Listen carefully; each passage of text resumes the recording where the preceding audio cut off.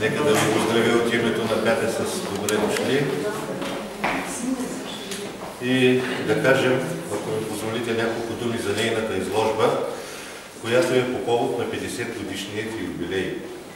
Всеки може да стане на 50 години, но не всеки може да се представи по този начин, по който го прави тя.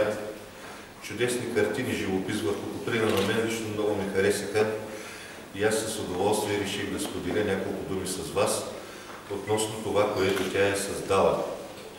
Когато човек гледа картини, той понякога търси образи, с които да ги сравни. Неща, които да му подскажат нещо във връзка с тях. И аз още преди години открих в тая книга на Жулиан Грин "Дневници" един много интересен текст, който още тогава аз присъединих към нея. Не знам, така ми прозвуча текста, уподоби го на нещата, които тя прави. На начина, по който тя търси вдъхновение като че ли, според мен. И ето краткият текст на Жулиан Грин, който вижте какво забелязал един ден и как го описал. Току-що, казва автора,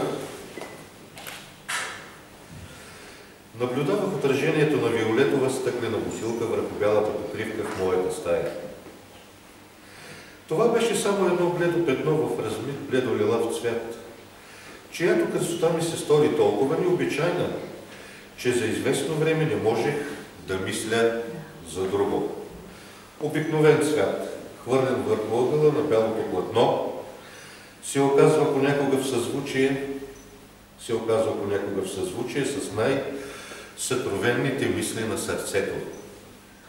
Вижте колко прост и обикновен текст, а в същото време колко интересно вдъхновен. И аз, когато вчера гледах нейните картини, които, както казах, много ми харесаха,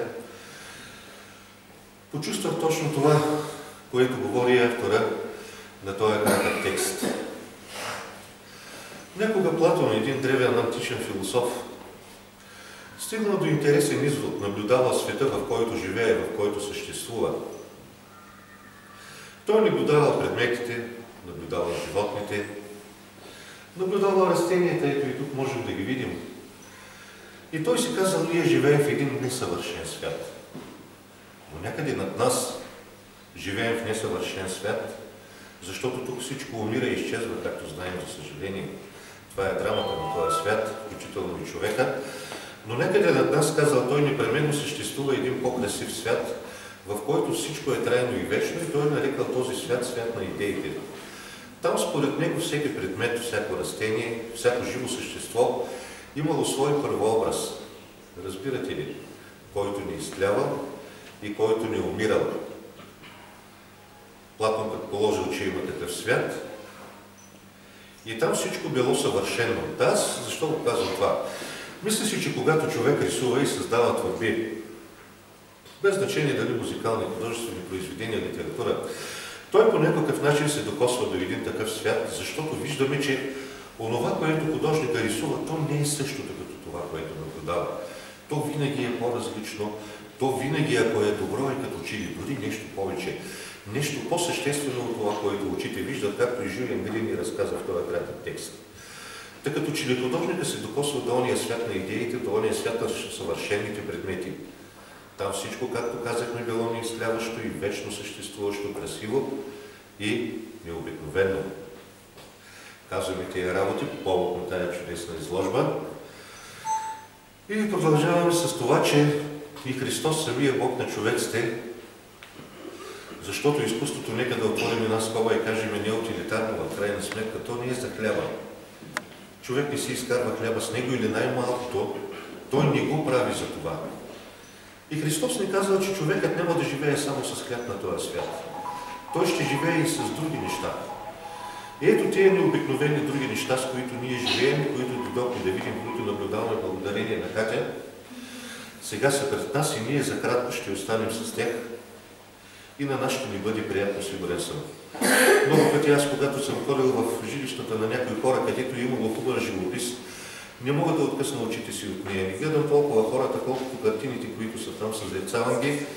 И искам да кажа, че разбира се, всичките тия нейни творби са достойни за такъв един поглед от наша страна. да ги видим, да ги разгледаме и дай Боже да преживеем нещо като това, което споделя и за което пише Жюлиен Грин, въпреки че то на пръв поглед е изключително незначително и маловажно и не всеки го забелязва.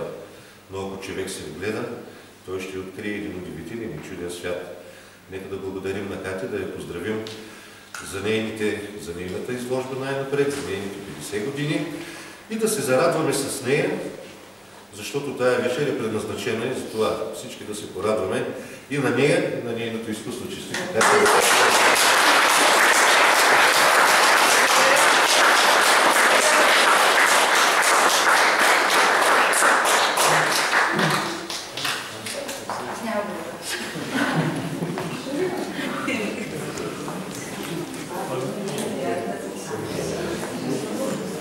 Само